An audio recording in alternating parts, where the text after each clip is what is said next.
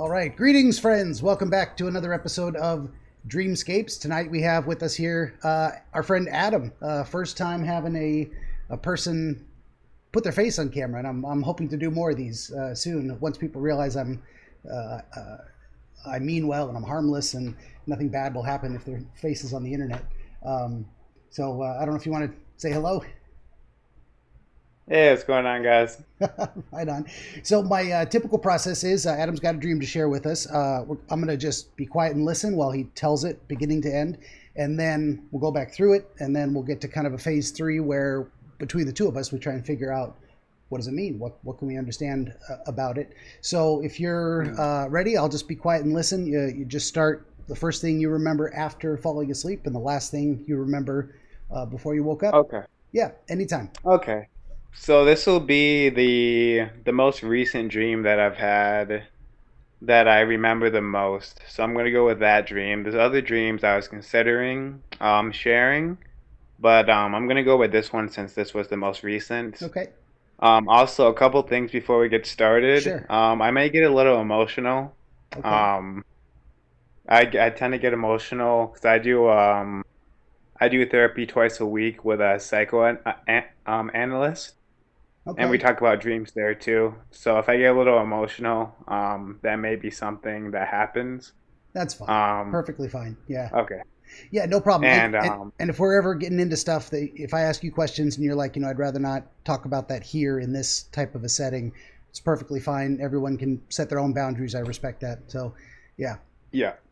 And then the second thing is, I also have Tourette syndrome. So if you see me like twitching a lot like this, like it's not because I'm like making mean faces at you. It's just Okay. because I have Tourette. Good to know. So that's the That's second thing I wanted to put out there. perfectly fine. Fantastic. Yeah. Okay. But yeah, we'll get started with my most recent dream that I remember the most. It's not narrative like most of the dreams I have. It's a shorter dream, but I think it's a really important dream. So, Okay. yeah, I'm just gonna go ahead and get started. Yep. Anytime. So, all right. So basically, the dream starts out. I am on the top of a hill, and it is either at dawn or dusk. So either very early in the morning or it's either very late at night. One of the two. So I'm at the top of this hill, and at the bottom of this hill, there's water. Um, I didn't.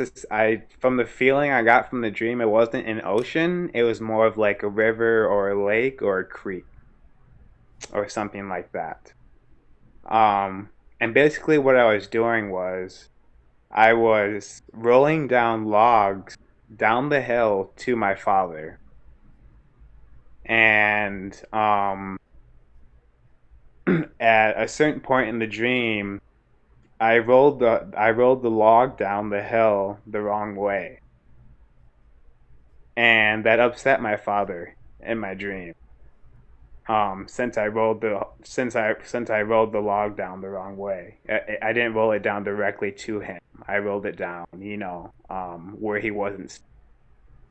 So that upset him in the dream, and at that point, he came up to me. Um, he uh, he put me on the ground and was basically on top of me, suffocating me, because of my mistake. Um, to the point until I couldn't breathe. Um, all because I made this mistake of not rolling the log down properly to him, Okay. to the water. And what we were doing, from the feeling I got in the dream, was creating a barrier between the end of the hill and the water with the log.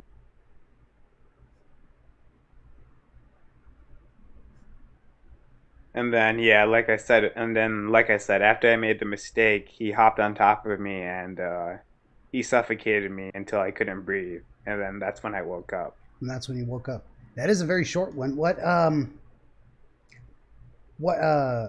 duration do you feel like the dream took? How long did it feel in the dream?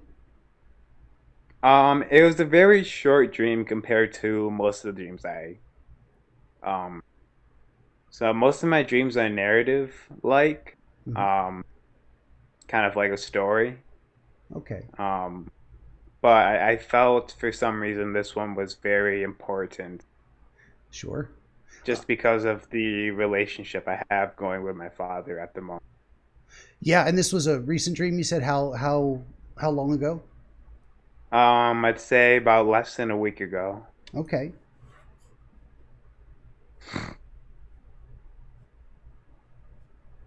I mean, since you did mention that you're having well that there is some kind of a relationship issue with your father right now. Are you comfortable talking about Yes. that? Are you guys getting along or No, we're on very bad terms at the moment.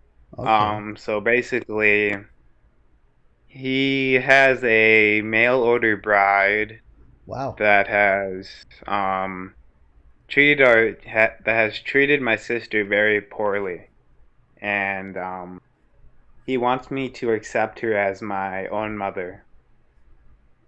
And I've told him that I'm not gonna accept her as my mother. You Mm, know, yeah. he like on Mother's Day, he wanted me to send her a Mother's Day card. Oh, But this woman really has never done much for me. okay. And after I refused to do that, he was very upset with me.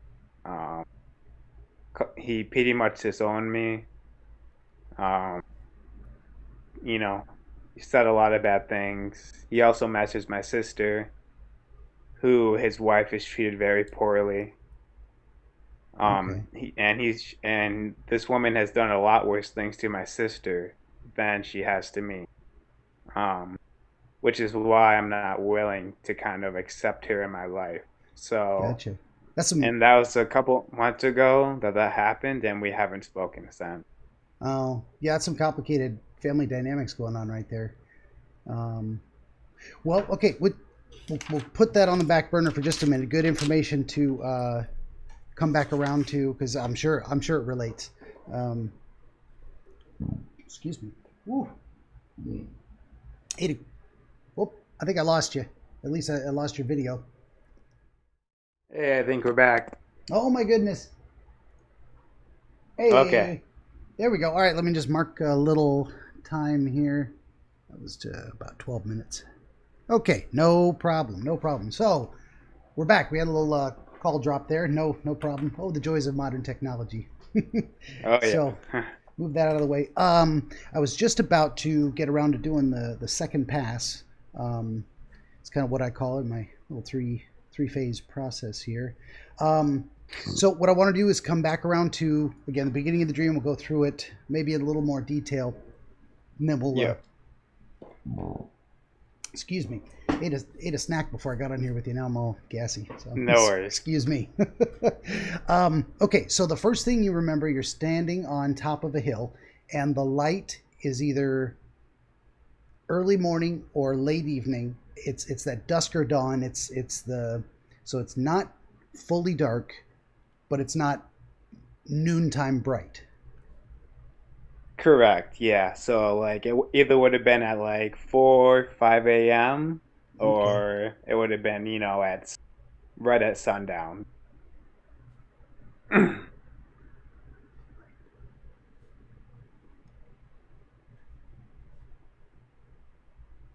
Okay. And if you kind of put yourself back on that hill, do you have a sense of yourself physically? Could you see yourself at all? Were you wearing anything in particular? Did you have any tools or equipment or anything with you? No, as far as I can remember, I don't have any sense of what I was wearing, but I was definitely in like first person. So I Okay. wasn't like looking outside of myself or anything like that. Watching it through your own eyes. Yeah. Yeah. Hmm. Okay. And about what would you say was the size, shape of the hill? Did it have any distinguishing features? Was it grass? It was dirt? It was a pile of something? It was really just a typical grassy hill. Okay. I'd say about maybe, let me see, maybe about 20 feet, 20 to 30 feet down to the water. Okay. So from where you were standing, kind of at the top of this small, rather small Yeah, hill, was about 20 feet down. Okay. yeah. Hmm. And what do you know where the logs were coming from? You say you're rolling logs downhill. Yes, I don't. The logs, as far as I can remember, the logs weren't really coming from anywhere. I was just kind of grabbing, they were just beside me, and I was just grabbing them and then rolling them down as we went. So did you have a sense that there was a pile or a stack of logs somewhere nearby? Um,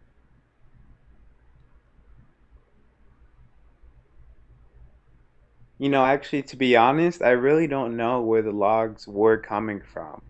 Okay. I don't remember seeing like a stack next to me. I just remember I was grabbing like one log by another, after another, after another, after another. Okay. So it was almost as if they appeared when you needed them to do the job. You just were able to grab another Yes. one. Okay. Hmm. Gotcha. When you say logs, I mean, a lot of people might have a variety of images in their mind. Are they like entire chunks of tree, like long, were they 2 feet wide? You know, about how big around? What was the size of the logs? So I'd say they're about. So if you take your typical tree, they're pretty. I'm trying to think of the dimensions here. They're pretty big logs, I'd say. Okay. Um, they were. So like if you were to prepare them to be cut for firewood, you would have to cut them You'd have to chop them probably down. in yeah, once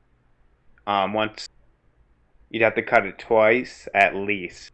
Okay. They're fairly large logs. So they were almost human sized or tall, as far as that goes. No, I'd say about half human sized logs. Okay, maybe like Maybe a third. okay. So they were already would you say 2 feet long, 3 feet long, 5 feet long? I'd say I'd say 2 to 3 feet long. Okay. Yes. And then about 1 foot wide. Okay. So those are, yeah, pretty beefy logs. Do you remember having any difficulty handling them? No, I do not. So as far as you know, it was relatively effortless for you to just pick it up and get it rolling down the hill where it needs to go. Yes, I wasn't really picking up the logs in the dream. I was just rolling them down. Okay. So you didn't So I, pick it up and set it in front of you. It was just there, and your job was to get it to the bottom of the hill. yep, to roll it down to my father. Yes. Okay.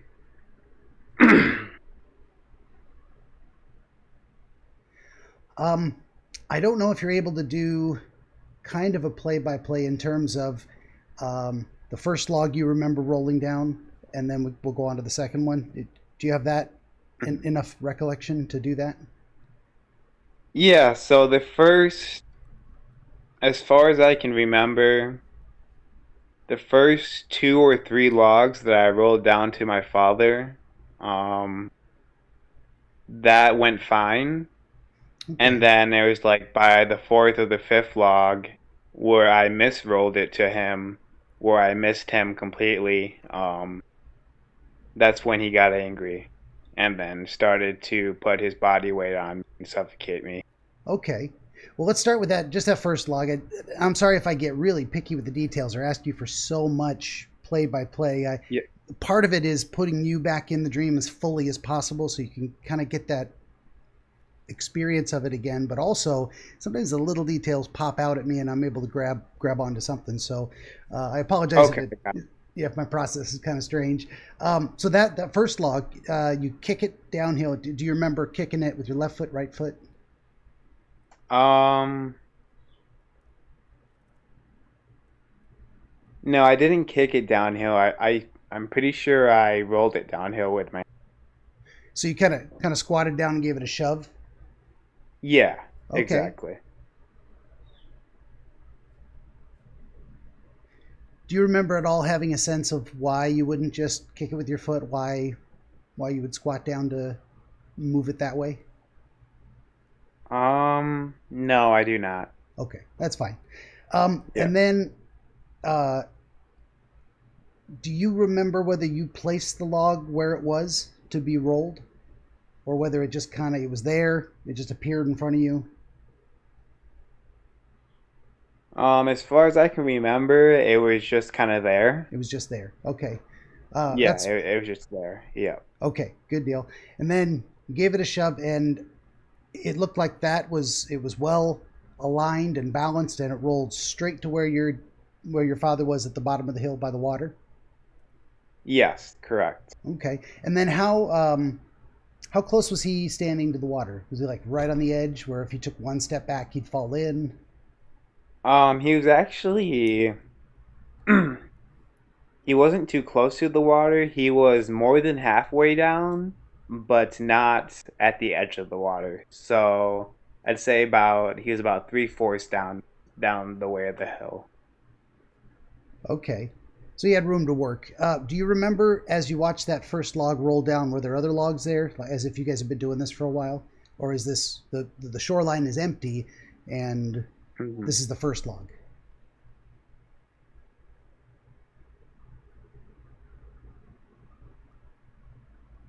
Trying to, Sure, take your time. yeah.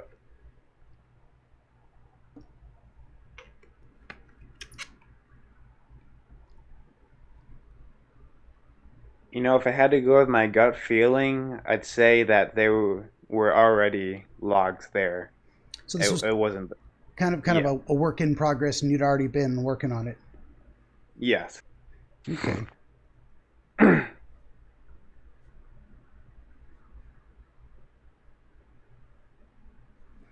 Okay. And you didn't have a sense that anything had gone wrong previously. This is you were just continuing what you were doing, working well, working on the project together. Yeah.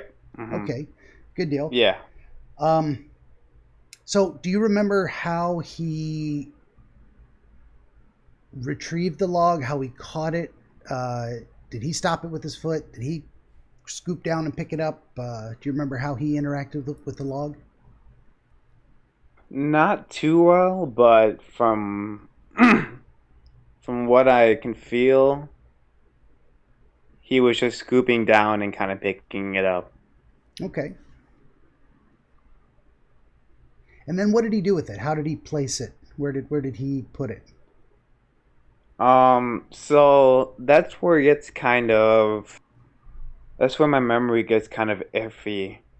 Um,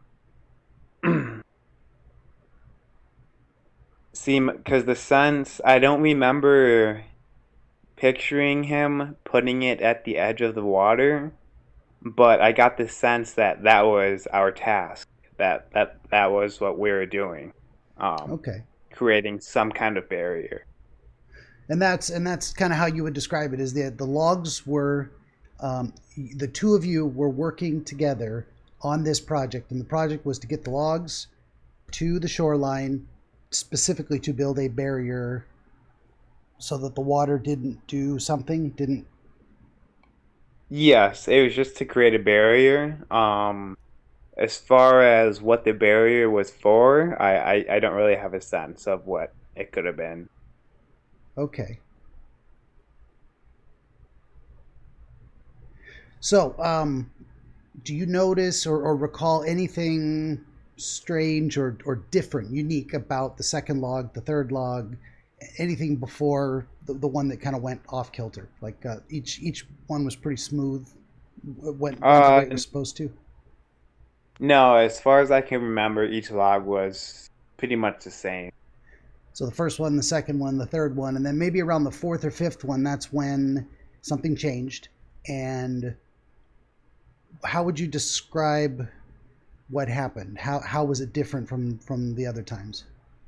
So by the time the third, the fourth, the fifth log came, the one that I messed up on, that Hmm. I did not roll to him directly, he was standing directly in front of me. I mean, not directly in front of me, but I mean, he was still down the hill, but he was still in my we're standing in the same position. Okay. So, but I rolled it I rolled it to the right of him so he could Okay. not catch it. Would that be to your left and therefore on off his right side because he was looking at you, or did you rolled Yeah, it from your so it'd perspective? be so from my perspective, I rolled it to the right, and then Okay, from his perspective, it'd be to his left. to his left. Okay.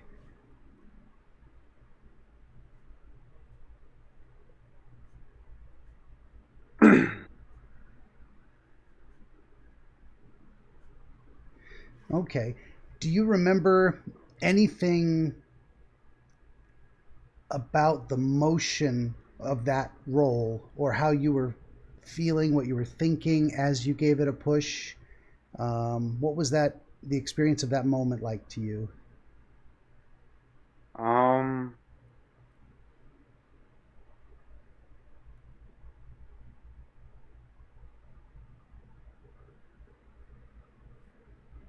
from what I could sense from it, when it happened, when I made the misroll of the log, right when it happened, I just knew in my head like, oh, I just fucked up, or I just messed up. Okay. So it was, as far as you know, you performed the same motion. You did pretty much exactly or as close to as you what you'd done before as you could, but almost immediately you knew it was going to miss. You're like, oh shit. Yes, Okay, but the push itself didn't feel different than the other ones. It's like you actually did the same motion, but the result was different. yes, exactly. Okay.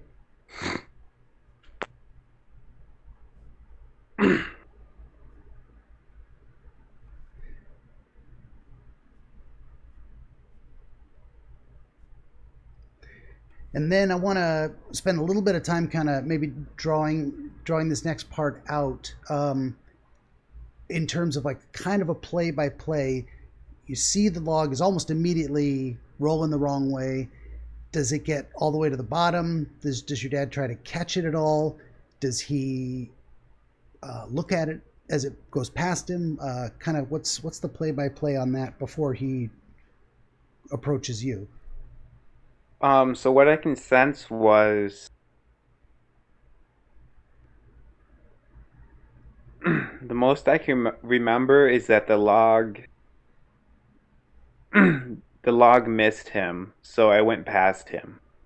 Okay, so he stood there the So whole he would, time waiting until the log went past him. yeah. Well, Okay. I think he tried to get the log, but he wasn't able to retrieve it. Okay.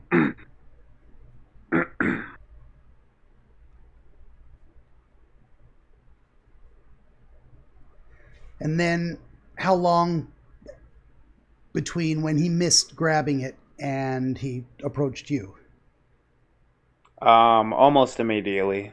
Okay. Did you get a sense before he started walking towards you? Did you get a sense of what he was thinking or feeling at that moment? Did you see a particular look on his face, or did you feel an aura of emotional energy from him? Um, I can't recall exactly. Um, I just knew that he was very angry. Okay. So the missing the log, either you moving it incorrectly or him failing to grab it, one of those two things, and he was angry. The log didn't come to him like it was supposed to, so he was upset. Yes.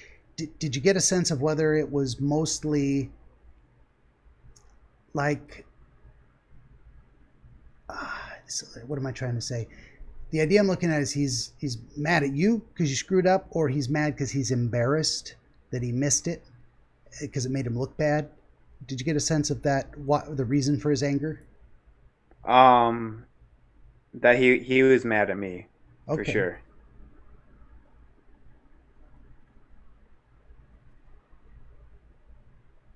And you did you get a sense of why beyond just not giving the log to him like he expected? A, Say that one more time. what I'm trying to ask is you didn't get any other sense of exactly why he was angry, just that you knew the log didn't reach him the way he expected it to, and therefore he was angry about that. Did you? Was there more to it? No, there wasn't much more to it than that. Okay, fair enough. And then how do you remember him approaching you up the hill? Or did you see him walking, or was it more like instantaneous? Um, so that part I don't really remember. Um, the best I remember is that after that happened, the next thing I remember is me on the ground on the hill with my body facing towards the water. So my head was facing towards the water and he was on top of me. Okay. Do you remember how he was on top of you, just kind of straddling over your chest, type of thing, or was he standing and Um, bent over? he was, what I can remember, he was basically just laying flat, his body flat on mine. Okay. And you got the sense the purpose was to pin you down, to make sure you don't move, and to Yes, put his exactly. full weight on you. Okay. Yeah, absolutely. I got the sense that he was trying to punish me. Okay.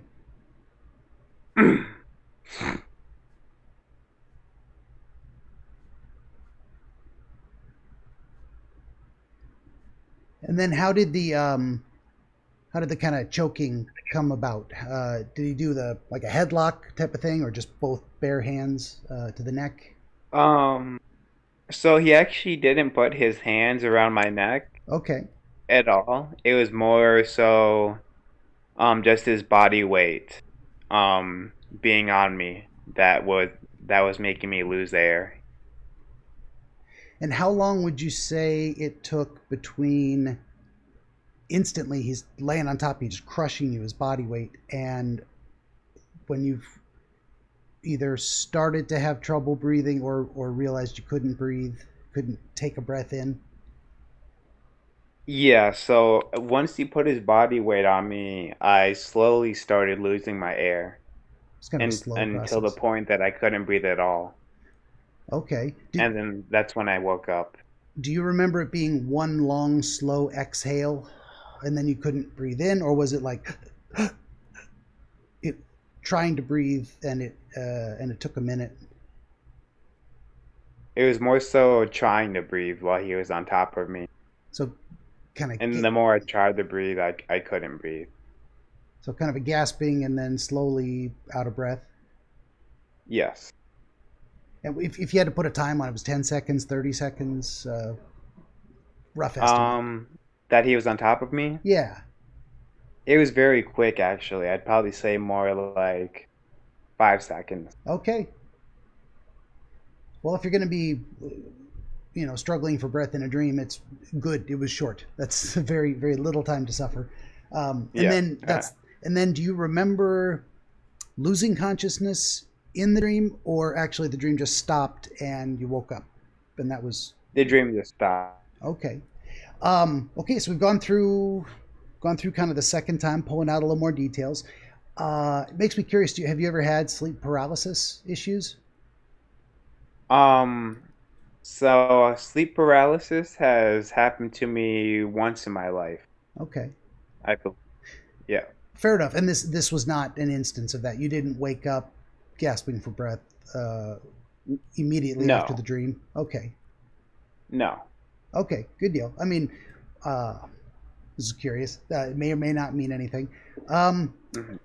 Very often, right now, I like to ask people, having told me the dream and then having gone through it again with a lot more very specific details, do you have any of your own uh, insights about what some things might mean? Did some pieces fall into place thinking about those specific details? It's okay if it didn't, but before I start making suggestions, I'd like to just turn it over to people and let them uh, say if they had any new thoughts.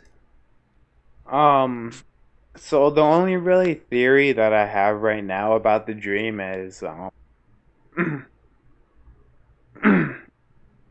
so a lot of my personality it comes from my father, obviously.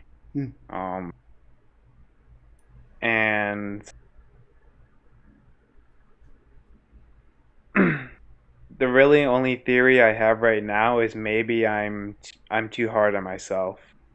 And when I make mistakes, I tend to be I tend to put myself down a little too much. And I tend to put a little too much pressure on myself to perform, whether that's at work or in any other daily task. Yeah, that's a very reasonable and actually a really good thing to know about yourself, to be aware of, to try to at least take into account when you're Hmm. just looking at your life and looking at your choices, uh, to make sure you're getting the right balance. Most things are, it's about, well, the right balance. Um, Yeah. okay, well, if that's the only thing that comes to mind, that's just fine. Some of my impressions, and what I'll have you do is tell me if I'm on the right track. Tell me if something feels right or meaningful, and tell me if it doesn't. That's There's a good chance I'm going to be wrong. Rattle the wrong doorknobs is what I call it. And if it doesn't come open, Yeah. go down to the next one. Um, it is the first thing that struck me was it seems significant that you are on top of the hill. Your father's at the bottom of the hill, and that but you're still working together to accomplish, say, the same goal, but there's this elevation difference, um, and that may be nothing more than a way to work in the log rolling, um, but you weren't rolling logs into water and floating them downriver to them. You weren't rolling them across a flat surface. You weren't driving a horse team. There's something about that elevation difference of you being above him. It does it feel does it feel right that what am I trying to say? In your current circumstances with your dad, do you feel like you're on good moral ground for your decisions regarding the mail order bride? Um, y- that's really hard to answer, but I'd say yes. I mean, generally, you feel like you're doing the right thing. This is this is what you should be doing. It's the right decision, even if it's a tough decision. Yeah, it's more so it's either like I can swallow my pride and accept his wife as my own mother, or Hmm. I can, which is what I don't want to do. Sure. But if I don't do that, then that means I won't have a relationship with my father. Yeah, I think I mean, definitely since your father was in the dream, I think it's definitely relevant to him, especially because of the circumstances you're going through right now. Um, Hmm. your father, in general, someone seeing their father in a dream doesn't always mean that that person is their father or represents their father. It could be something else, but I have a strong feeling that this is a dream about him and your relationship with him, and that it's probably related to that, yeah, that current family struggle. just for my own curiosity, maybe it's relevant. Is your mom still around, or is she estranged or deceased? So I haven't talked to my mother in about, so I'm 24 now. I haven't talked to my mother in about 3 years. Okay, She has a lot of own problems of her own. okay, So my parents divorced at a very young age, when I was about 4. okay, And then since then, I haven't really seen her, talked to her much.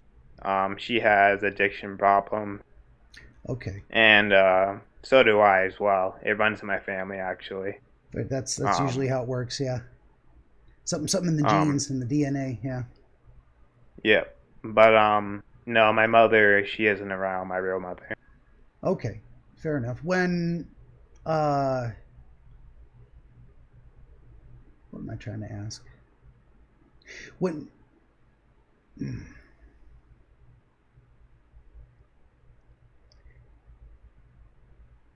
is part of the reason you don't want to accept the your father's new wife as more of a mother figure related to how your relationship with your mother, or is it more about this person not being someone you like, not being someone you feel treats you well? Where are you at on that? It's hard to say, but I'd say it's a little bit of both. Okay, Because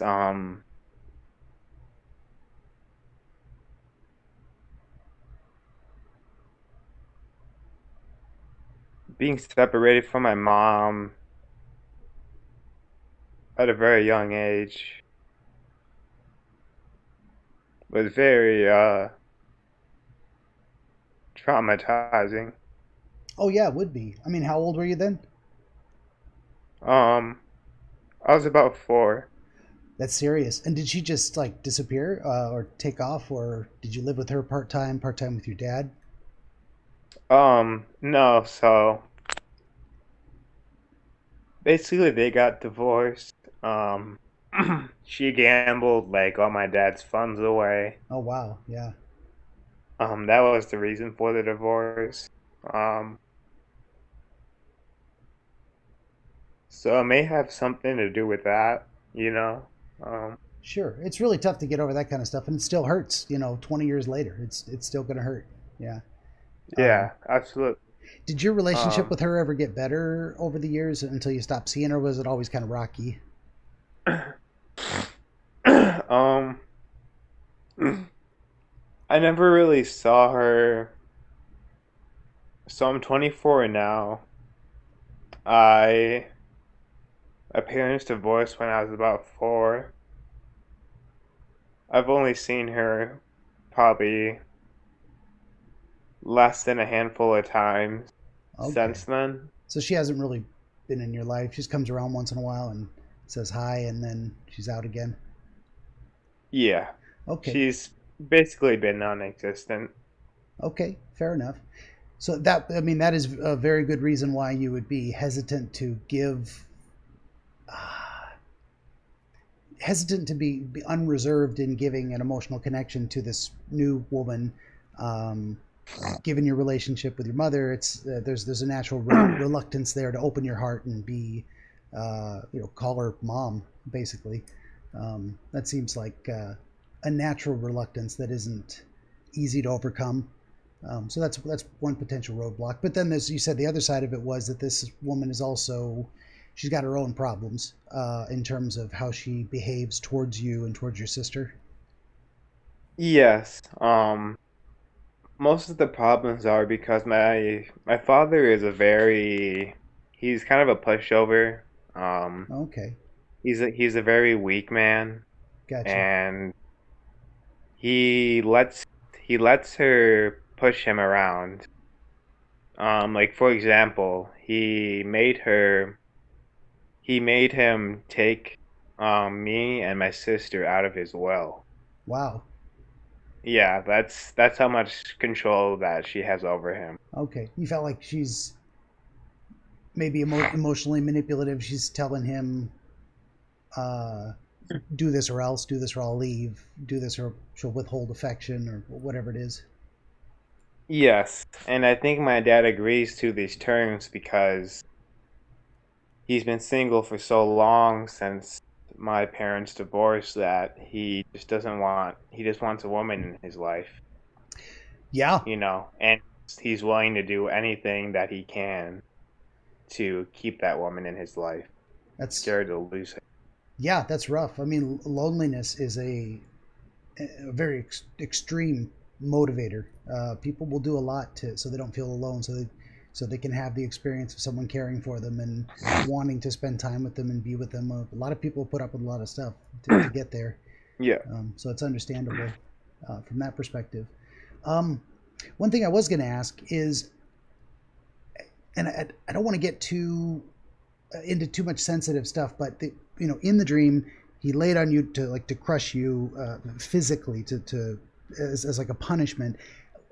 What is he? Does he tend not tend to be, but do you have a history of him being kind of violent in terms of punishment or losing his top and getting Um, physical?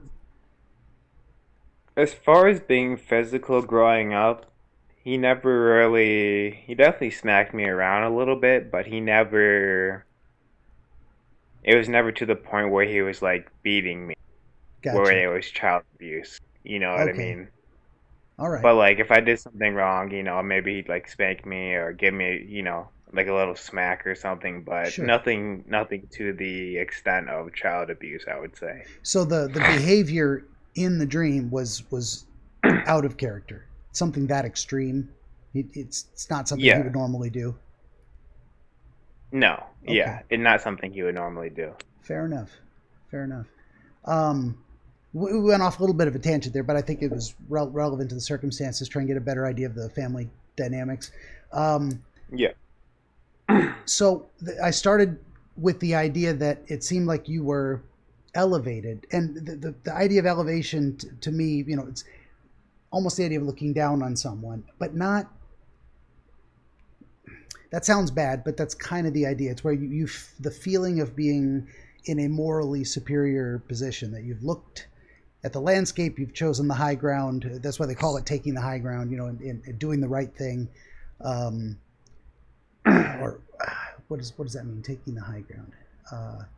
Not just a morally superior, but like an advantageous position, a place where you're in um, like in terms of combat. That's if you want the high ground. It puts you up where Yeah. people can shoot arrows at you, but it's harder to fight uphill, so you've got the advantage. Um, Yeah.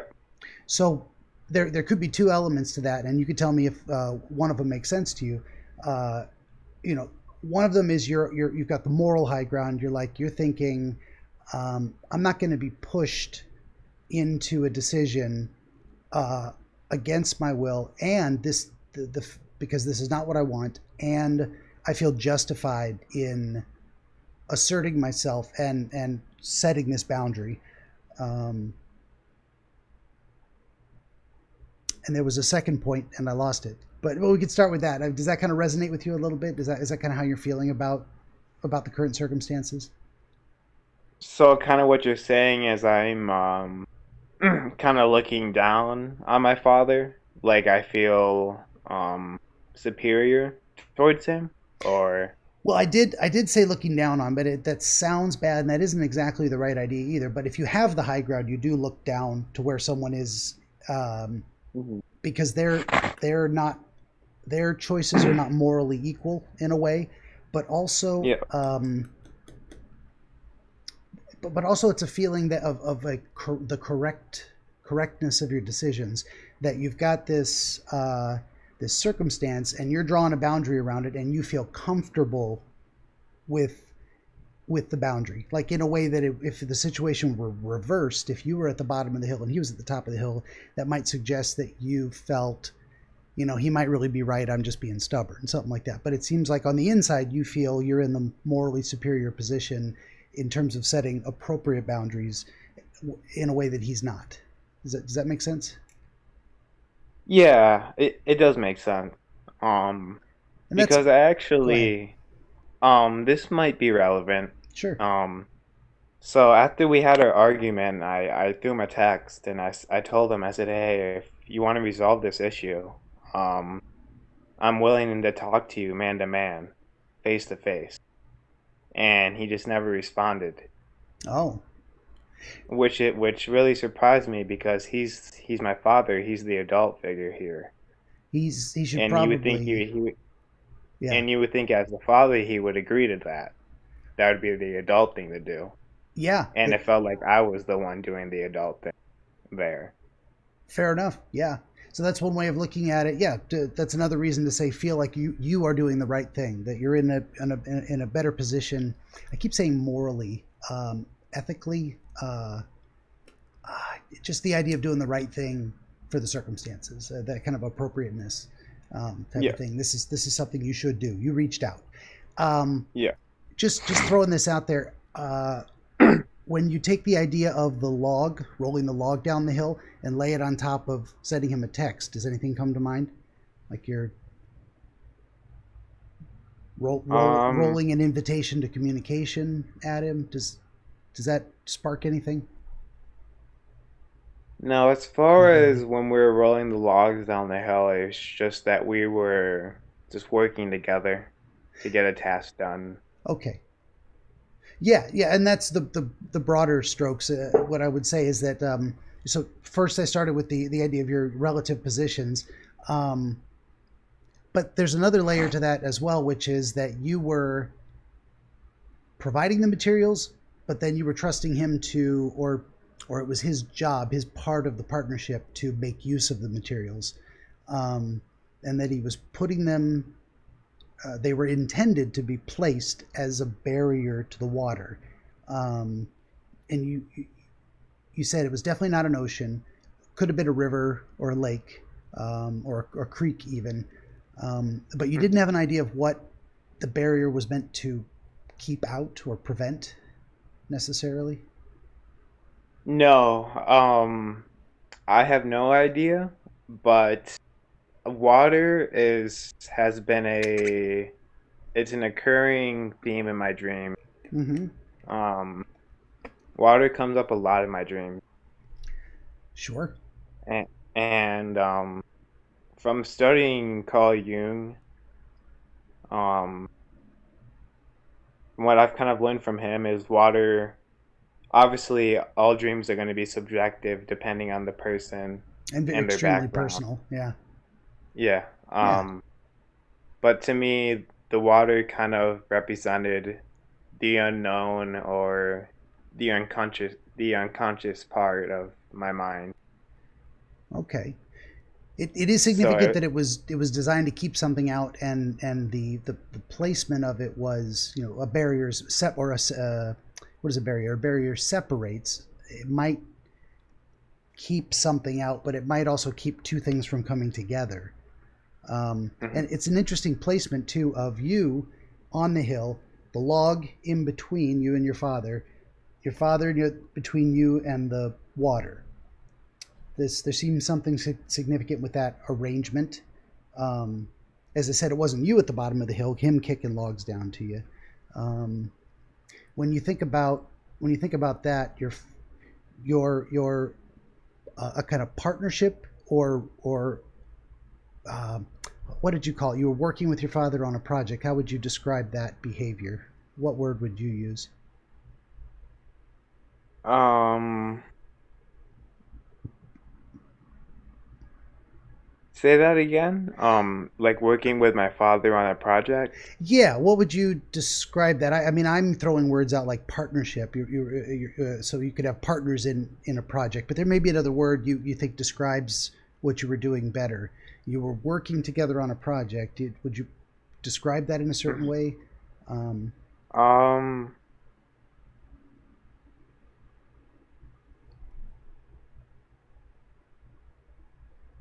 um,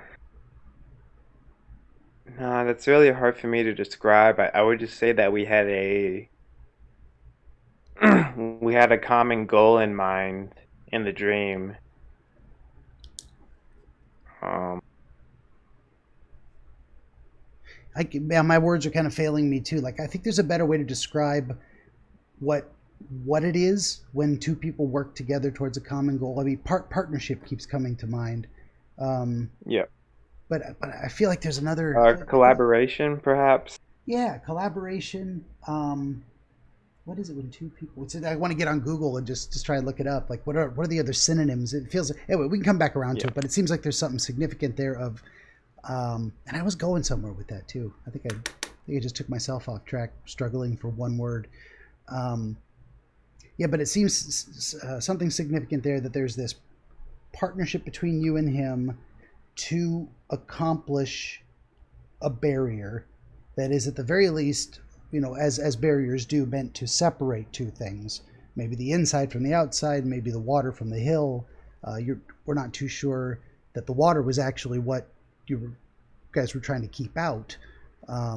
Although it is kind of suggestive that partnership between you and him, that collaboration, was intended to build a barrier that goes between the hill and the water. And it feels like the hill and the water do symbolize something beyond just maybe the relativity. You said water in the past has kind of represented for you uncertainty, the unknown, the potential for chaos, that kind of thing.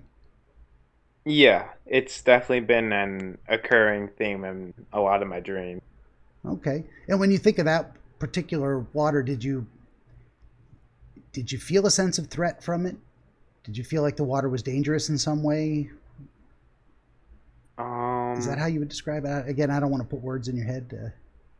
yeah. No, I didn't really feel any threat from the water, Okay, and that's tough because we could have water appearing as a reference to another dream where it was threatening, but in this dream it's not.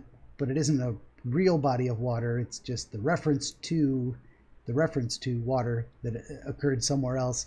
You never know these things, and then again, it might mean nothing. I don't want to get too stuck on that. Um, Yeah.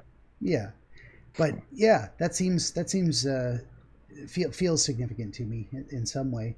So you've got you on the hill, and your job is to get the supplies to the person you're collaborating with in order to get a task done. You got a common goal, but then for whatever reason, you had a misfire on one of the logs. So everything was going smoothly until something you did caused something to veer off. Does that kind of feel right? Yeah, exactly. Yeah. In the Uh-huh. dream, did you feel responsible for the log going the wrong way, or was it just like, hey, I pushed it, it rolled where it rolled? Uh, how did you feel about it? No, it felt more like an accident. So, from your perspective, it was an accident. You weren't careless. You did not intentionally roll it the wrong way, um, but as soon as it went wrong, you were like, "Uh oh, that was I screwed up." Yeah, exactly. Okay, so even if it was an accident, you still had the feeling. What I want to say is, so there's a sense of responsibility that comes with making a choice that is maybe absent from an accident. Like if you're in a car accident, it's not that you weren't paying attention. Somebody hit you. They T-boned you. They didn't stop at the light. That's like somebody else's fault. Something went wrong, but it wasn't your fault. Yeah. Did you have a feeling of responsibility in the dream, or was it more like, well, that sucks, but it wasn't my fault? Yeah, I felt like I I just felt like I made a mistake and I was punished for the mistake very heavily. Um, Did you have a feeling that like it was made a bigger deal than it should have been. okay, that's so it felt like definitely the punishment was disproportionate, but did it feel? Did you feel at the time like punishment of any kind was even warranted? Like was it that purely accidentally type of thing, or like, well, I was at least partly at fault, so yeah, I imagine some consequences is acceptable, but not to that level. Where would you fall on that? I mean, I would accept I mean, I would say for my mistake, him suffocating me obviously wasn't an acceptable, um, what's the word I'm looking for? You'd said It didn't have to go punishment. that far. Like, I mean, he could have gotten mad. I felt like my father, if I, when I rode the log down the hill the wrong way, I mean, I felt like he could have yelled at me or something. That would have been acceptable, or got mad at Okay. me. But So I didn't. But I don't find him suffocating me to death. no, I was way out of Acceptable. proportion. Yeah, I Yeah, guess what I'm yeah. trying to tease apart a little bit is there's there's um, there's being responsible through your own choices, and then there's accidents. So I wanted to separate those two things. Um, if you rolled the log down and it hit a rock and it bounced and it flew off the wrong direction, what are you gonna do? Rocks happen. But if it's like but if you felt like you rolled it wrong, and therefore some punishment was probably, even being yelled at was acceptable because yeah, I screwed up, um, in a manner of like I am responsible for the fact that the log rolled the wrong way versus not being responsible for it. Because to tease that Mhm. apart a little bit more too, you may be willing to tolerate being yelled at even if something isn't your fault because that's just dad or whatever. Maybe he just yells at people sometimes even if it's not my fault, whatever, I'll put up with it. But then there's being yelled at and saying, yeah, I kind of deserve this. Did you have that feeling of some consequence was warranted but he just took it too far, or did you actually feel like this is not justified at all, this is, I shouldn't be punished, zero? Um,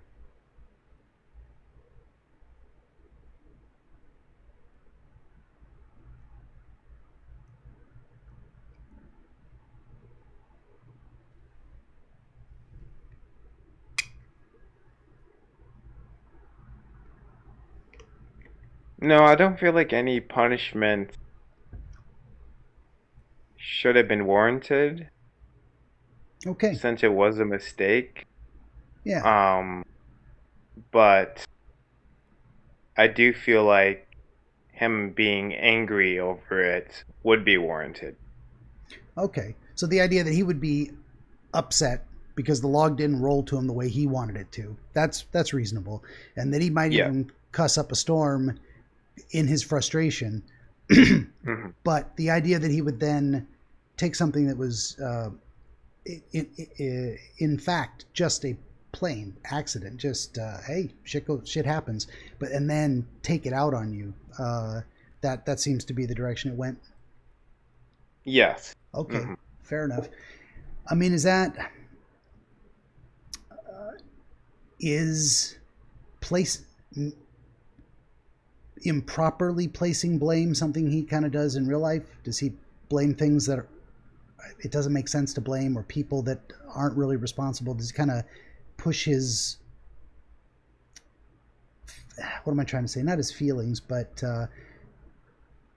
excuse his own problems by pointing to other things and saying that's the real problem, or you kind of push off responsibility onto other things, other people.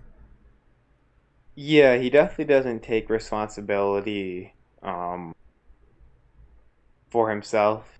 He plays the victim role Okay. a lot. It's hard for me to say recently because we haven't been in touch, but Yeah. last time we spoke, he was kind of acting like he was the victim in the whole situation, which I thought was wrong. Yeah. And he's he's a very emotional person. Um, he doesn't, like I said, he's kind of a wimp. He gets very emotional over little things, like he has very bad road rage. Um, Okay.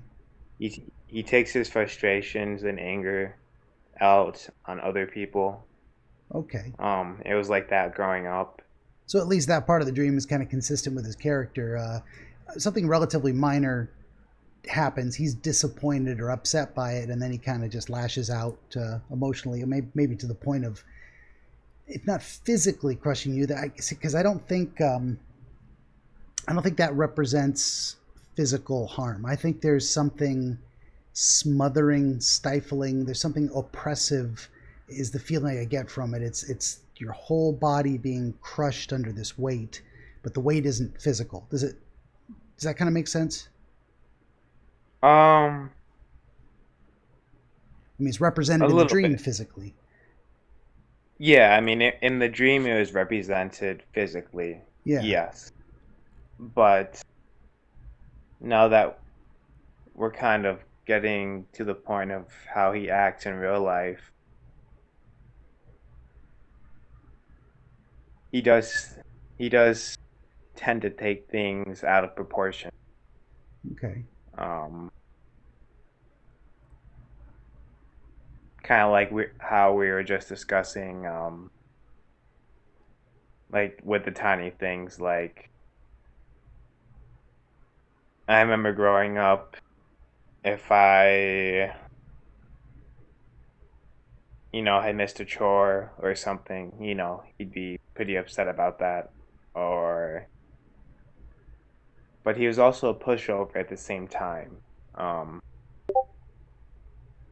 Yeah, so basically, he'd be angry and upset about it, but he wouldn't do anything about it, if that makes sense. sure. Maybe someone who would shoot his mouth off, but then there wouldn't be any follow through. You just kind of blow his top and get it over with, and Yeah, maybe hold a grudge even. hold a grudge.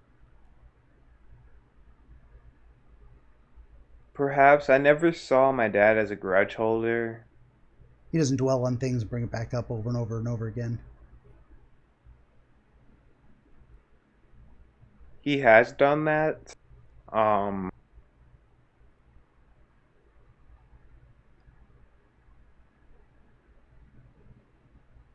Actually, I'd say he might do that, but more to a minor extent. Because Okay.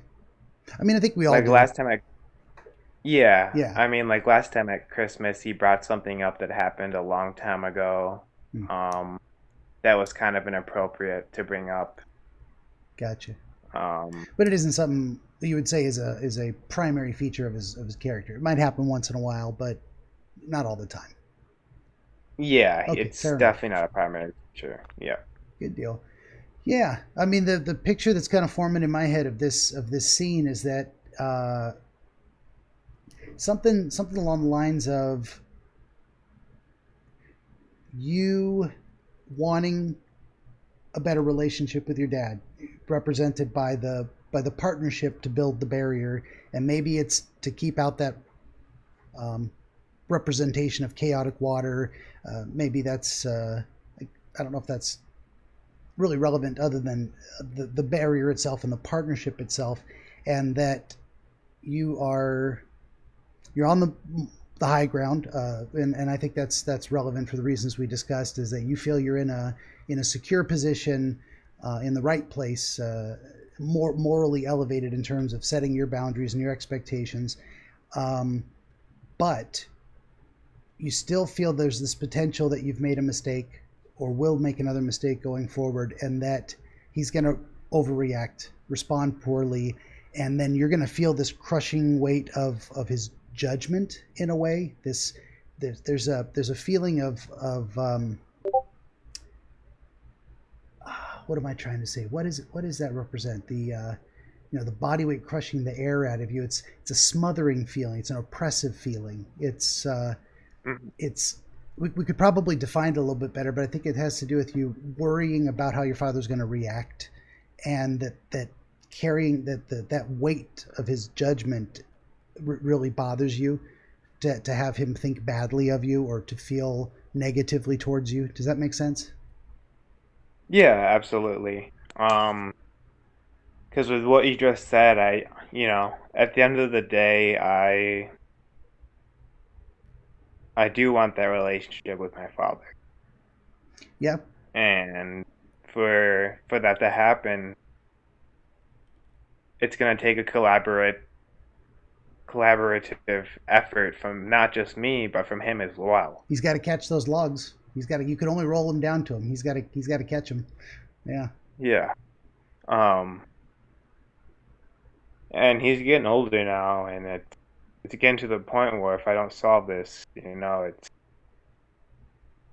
may die without. And I'm getting off topic, but It's okay. he may, die without his son by his side. Um, Yeah. I mean, that'd be tragic, and yeah. I think about that too. I'm a little bit older than you are, probably by about 20 years, and my dad's 25 years older than I am. So I think about that a lot too. Actually, when I get done talking to you, I should probably give him a call and just let him know, hey, I'm still here. yeah, But I think about that too. The idea that what if I wait too long to pick up that phone and it's too late. He's gone.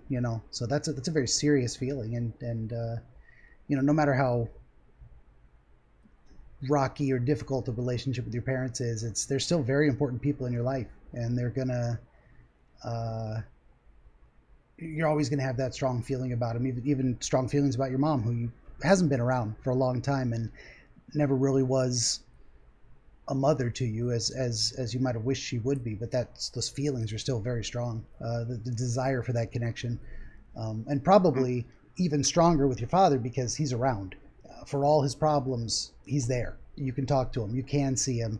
You don't want to lose him too. And then so that's probably a big oppressive weight on your conscience, not on your conscience, on your, it's like, I want to say fear, but I don't know if fear is the right word. It's it could even represent, the loss of your father, the loss of the partnership, the connection, I roll the log and you catch it, that togetherness feeling. Could the fear of losing that could feel like a crushing weight squeezing the air out of you. um, yeah. It's definitely something.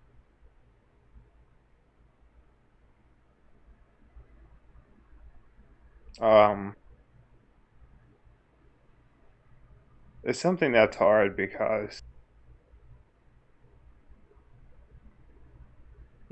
I've basically already lost my mother, and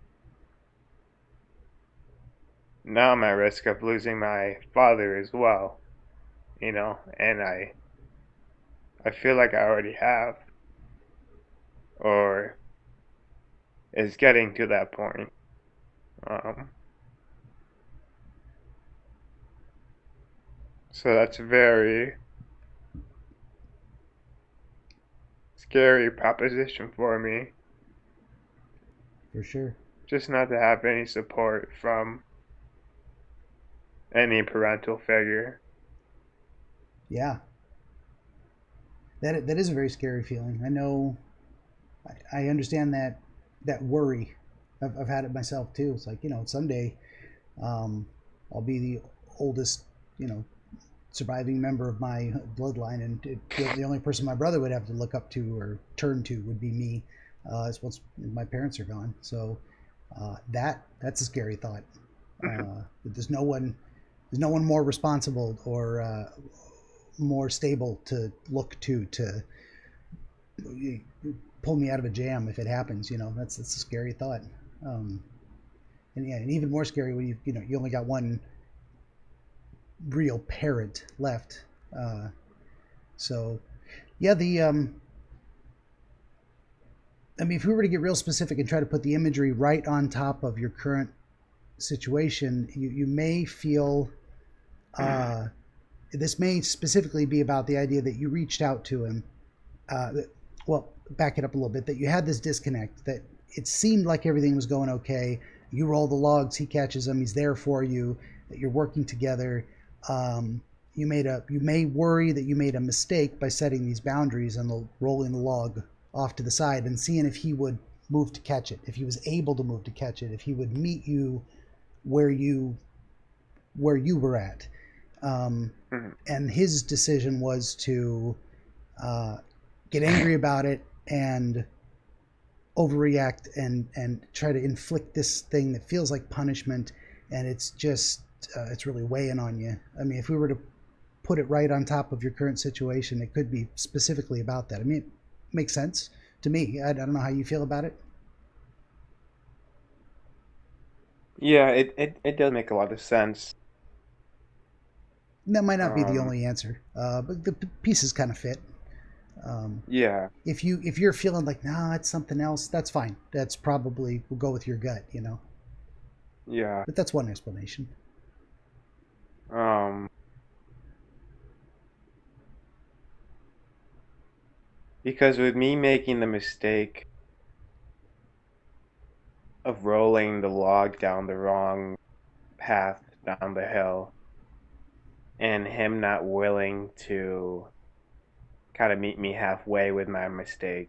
Or not able. Yeah, you said it looked like he tried to grab it but missed it, and then he got angry. Um, Yeah, I don't recall exactly. okay, Um, Actually, I think when I rolled it the wrong way, he didn't make an attempt to grab it, if I recall correctly. okay, fair enough. That's what my gut is telling me. Fair enough. Yeah, and maybe that's and again, this is not these elements in the dream are not coming from another person. It's coming from how you perceive that other person or what they represent to you in the dream. So this may be how you're feeling about it. Is that you know he wouldn't even bother to try to meet me halfway, and that seems like what he was doing in real life. Is you set a boundary and he said, "Fuck your boundary. I got boundaries of my own. I'm not talking to you anymore." Um, Yeah. yeah. So yeah, this is. I mean, it feels to me, and this would be interesting too if you reconnect with me another time. If you take the same dream to your analyst and ask, kind of start from scratch with them. You know, you don't have to say we talked. You can be honest about it, but rather than Yeah. giving my thoughts, see if you guys come to a similar conclusion, or if he thinks it represents something else. I may be completely way off. Then again, I might be almost there, but not all the way. I might have left something out. I go back through these and I look at. I listen to the whole video over again because I got to make sure it's complete for uploading it. But then at the same time, I'm doing a debrief. I'm like, I missed that question. Why didn't I ask more about that? It was when I did the other day where this person mentioned their sister and their cousin, and they were. I never even came back around and asked more questions about that. I should have. The more details Hmm. in the dream, the more I forget. So Yeah. there might have actually been some things I missed, but anyway, I'd be curious to see if a real trained professional in actual therapeutic setting knows can find more information than I can. That'd be fascinating to know because I don't have a degree in Yeah. dreamology or anything. So. So, yeah, with my analyst, I he really puts it more up to me. He makes suggestions, but he mostly puts it up to me to kind of interpret the dream. Um, Fair enough. just because just because he can't really feel my feelings, Mm-hmm. and um, what kind of feels right to me is kind of what we go with. Um, and then he just kind of makes suggestions along the way. For example, I actually already talked about this dream with him. Okay. Or do you feel comfortable saying where you Yeah. guys went with it? Yeah. So I mean, we ended up getting a little off topic, so we didn't talk about it for the whole session, which is an hour. But one Mm-hmm. thing that he did mention was that we were working at very early in the morning or at sunset. I forgot to come back around to that. Yeah, yeah. And he did mention that if it was at, I don't remember, is dusk early morning or is dawn early morning? Dawn, early morning, dusk, nighttime, sunset. Yeah. Okay, so he did mention if it was dawn and we were doing hard work, at dawn, that is I'm trying to remember what he said exactly, but he did mention something about how most people don't work on that schedule. Hmm. Most people aren't gonna wake up at 4 or 5 in the morning and start their job or start their work. You know, Yeah, um, dawn is pretty early. Some people work until dusk. That would be the end of the yeah, day. Yeah, yeah. especially the winter. My, I'm glad you mentioned that though, because my thought of it was that, and I wrote it down. I didn't go back to my notes. I got distracted by so many other things. Um, my thought was that it was either dusk or dawn, and you couldn't tell. But it was the idea of that half light. It's not dark. It's not. It's not midnight. It's not noon. It's somewhere immediately in between. It's twilight. It's a time of Yeah. long shadows. It's a time where it's not easy to see because there isn't a lot of light, but it isn't fully dark. So it's a mysterious time. What am I trying to say? It's a time of, as much as dark is hidden things and shadows, and light is revelations and brightness and understanding. You're somewhere between hidden secrets and the brightness of understanding. You're on the you're on in a transitional place. It Hmm. I think it represents like confusion. It represents, maybe that's not the right word. When I open that door, what do you see behind it? The idea of that representing something indeterminate. Um, maybe you've got better words than I do. Well, when you said the word transition, that kind of resonated with me because dusk and dawn are transitions within, our everyday life, Yeah, you know. Um, time to get up, time to go to bed. Yeah. Transitioning from dark to daylight, or vice versa. yeah, yeah. When I say, what did I call it? Confusion? I meant like instability. I mean, I need a thesaurus on my. Like, I'm gonna have to open a thesaurus one of these days. Where I can just type it in if I can. What's the word I'm looking for? But that's kind of the general idea. It's not something being all one thing or another. It's something in between. It's something that's not stable. Instability, change, not just change, but uncertainty. Not knowing which way something's gonna go. Does that kind of make sense, or does that sound right? You actually just cut out a little bit. Say that last part. Oh, sorry. I was saying it's uncertainty. I mean, does that word kind of Yeah. resonate? Not sure which way something's going to go. Could go bad, could go good. You don't know. Um, no, that's not really pushing Any buttons? hitting any buttons for me. Sure. No. I was thinking it might relate to the way you feel about your current relationship with your father being on shaky ground. The idea that you are with him at the changing of the light, the twilight or the dusk or dawn, one of the two, and you don't know whether you're going towards the light of day or you're going towards the dark of night with your relationship. That idea came to my mind. It may be nowhere near the mark, but that kind of made sense to me symbolically. Yeah. Yeah, that might that might, No. that might be the best I could do. No, as far as symbolism goes, that makes sense for sure. Um, because I know with like Jung and whatnot, he's really big on symbolism. Sure. Um, I'm just trying to kind of connect that with the dream, I mean, right now in your which waking is what life. I'm kind of having. Sorry, I didn't mean to interrupt. Oh no, say that again? Oh, I was just saying because it seems like right now uh, in your waking life, your relationship with your father is unstable, and you're not sure you're going to reconnect or this is the end. You're not sure which way it's going to go. So it seems the fact that the dream itself, the partnership, takes place at this twilight transition time, might be a Yeah. relevant, significant type of factor. Just another layer of wondering. Uh, I I don't know what's going to happen. I don't know how this is going to play out. Yeah, that's definitely how I feel at the moment. I have zero idea, Hmm. you know, how this whole thing is gonna play out. So, Yeah. um, How long has it been since you said you've talked to him? It's been about a week, or it's been a week since the dream. yeah, it's been about a week since the dream. It's been over a month since I spoke to him. Wow. Yeah. Yeah, maybe two. So, And he hasn't made any attempt to reach out. no. Ah.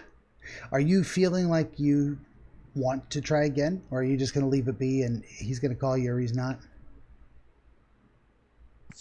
Um, I think I might make one more attempt. Kind of like I said earlier in the session, I told him if you want to talk about it, then we can talk about it, man to man, face to face. And he never responded back to me after I said that. Hmm. Um, but the thing is, I want to keep my relation with my father, but I could care less about his wife, you know? Yeah. And, Hmm. but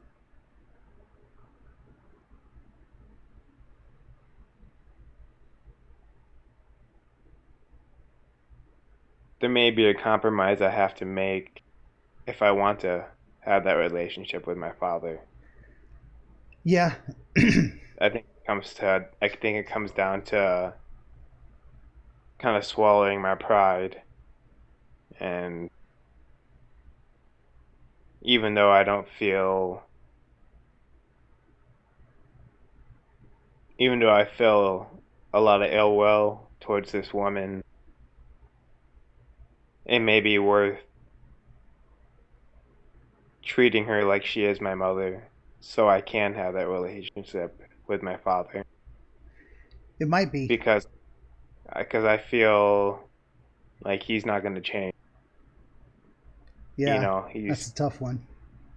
a little too old for that, and he's not very self-aware. Hmm. Um, I wouldn't consider him a self-aware person whatsoever. And I think the onus is going to be on me to rekindle that relationship with him. Yeah. That seems Um, related by the dream too. You're kind of being crushed by this the responsibility for carrying the relationship itself. Um, so there's his feelings and his judgment about you are crushing, but also this responsibility for if I don't make the right move, if I don't make the right choice, I'm going to feel responsible for losing the relationship with him.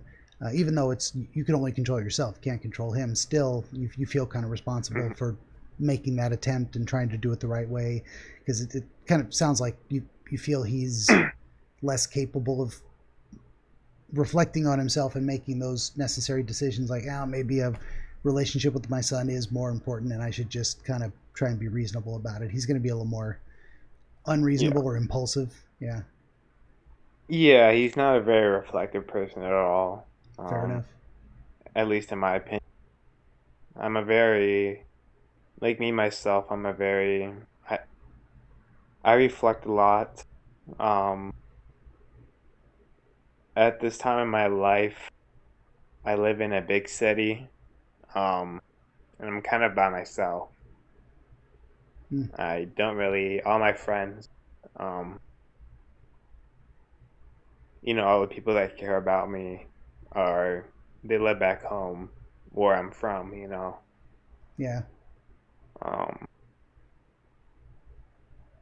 so not having that support from a father is very yeah.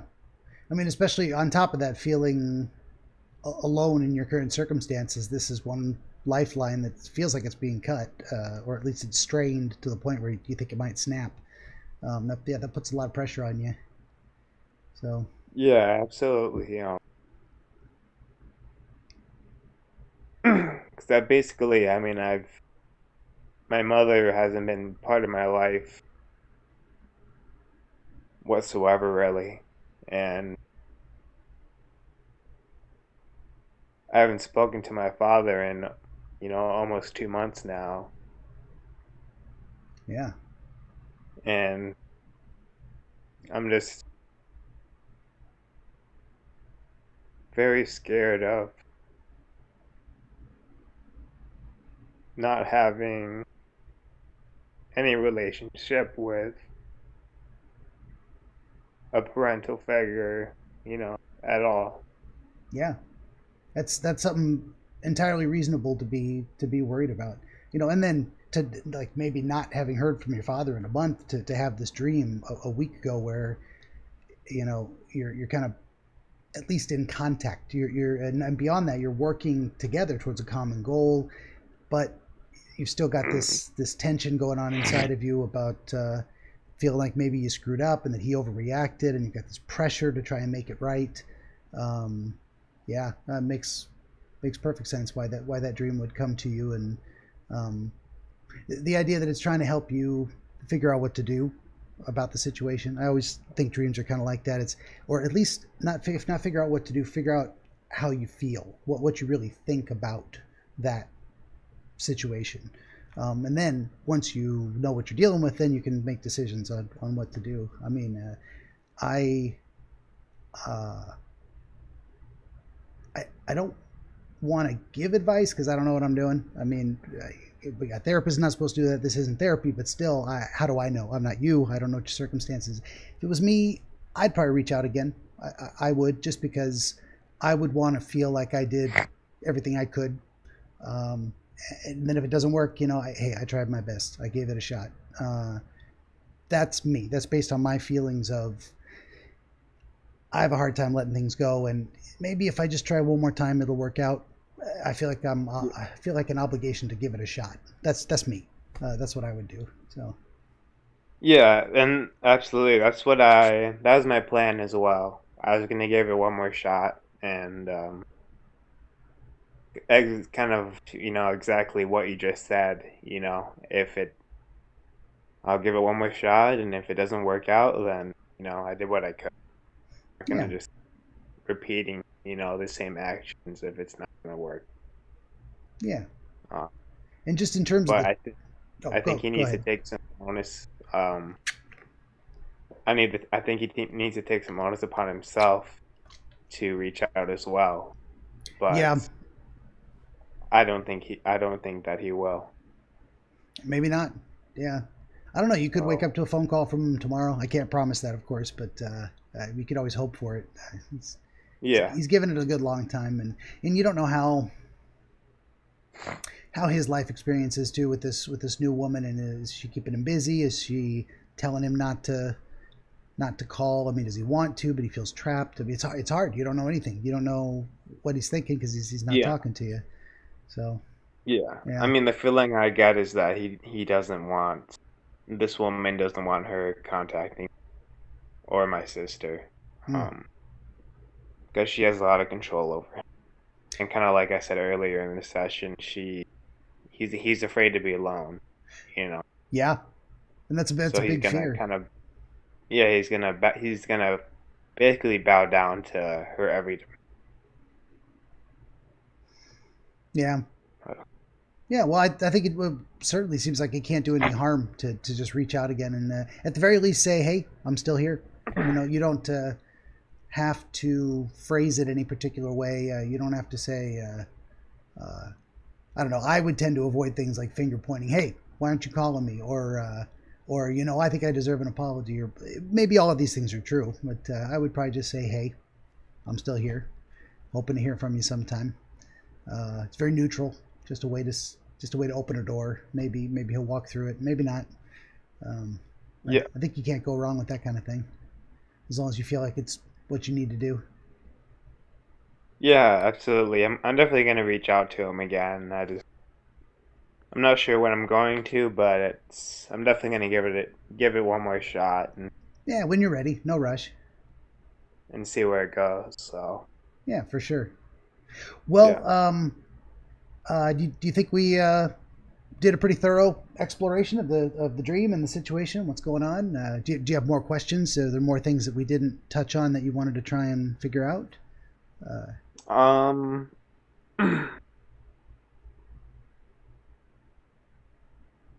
as far as I can think, no, I think we've done a pretty thorough assessment. I think I've gotten a lot out of this session. So, Yeah, and you'll yeah, thank you. probably have more connections, more things you think of going forward if you just kind of mull it over, let it percolate. I like to say it's like coffee brewing. You gotta boil the water and then Yeah. strain it through, and eventually you got something. You got coffee. So hopefully down the road, maybe Yeah. some more things will come together for you. Yeah, I'm definitely gonna do a lot of reflecting on it. Definitely more reflecting on the dream as well. To see if I can come up with any more possible theories or things I may have missed. So, Sure, and maybe get out of the house. Go see if you can make some new friends. It seems like you might be a little isolated or feeling a little isolated right now. So get some activities going. Go for a walk. Start taking a daily walk at a certain time of day. Something like that might be good for you. Get out, see the sights and sounds, meet some new people. Um, yeah, yeah, absolutely. Something like that. I think that would help. Can't hurt. Can't hurt. That's what Yeah, I'm thinking. So yeah, good deal. Well, yeah, if you feel like we've come to a good stopping point, we'll wrap it up, and then I'll have you stay on a little bit after the end, and we'll talk afterwards. yeah. That's cool with me. Okay, good deal. Well, I'll just say to everyone, hey, thanks for watching another episode of Dreamscapes, and if you like what I do, please like, share, and subscribe, and all that good stuff. And we'll see you guys next time.